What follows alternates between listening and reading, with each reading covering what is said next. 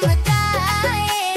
तोर रूप के जादू देख के मोर मन हर ललचाए।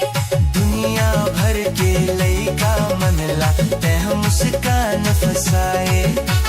फिर मोर दिल के रानी बनके मोर संग सपना सजाए। रिमझिम पानी ठंडी हवा ही तोर सुरताला ने।